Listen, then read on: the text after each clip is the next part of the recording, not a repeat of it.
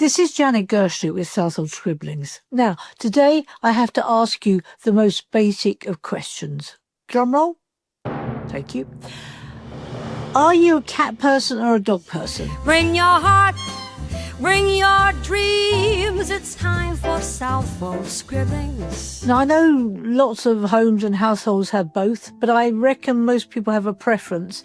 And we do know if you're a dog person, they take a lot of commitment, a lot of walking, and they do walk quite slowly. And when they walk along sniffing, I have to mention this, they tend to sniff other dogs' bottoms. And, also, listen, I love those things to have across them these days. And it says things like nervous or don't touch. I saw one the other day in Southwold that said apprehensive. So I think I'd like to get one of those for myself so I could tell people what emotions I was feeling that day. So maybe, and I had no evidence about this, but hey, when's that ever stopped me, that your preference begins in your childhood. We had no dog in our family. We had a cat called Ginger who fought everybody in the neighbourhood and always come back to us with like ears slightly bitten or torn away or And to be honest, she didn't have that much money. So I used to do domestic science lessons at school, which tells you how old I am.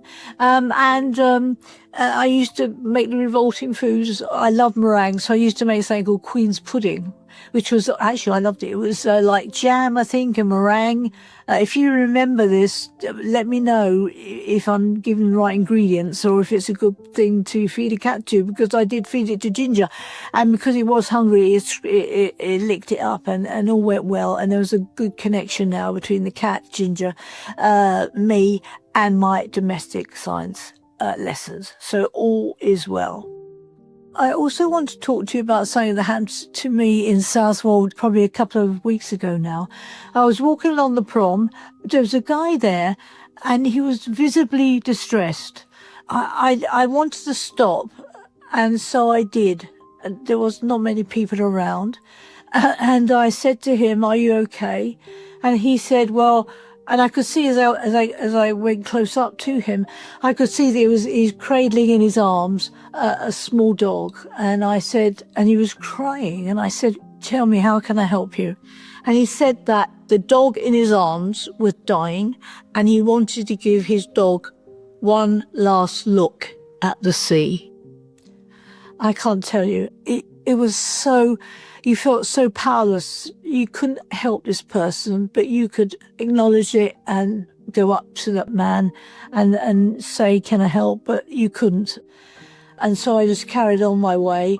And the next day, when I was sitting outside the co-op in Southwold, he remembered me and he came up to me and he said, "Thank you for stopping and talking to me. I was obviously very, very distressed.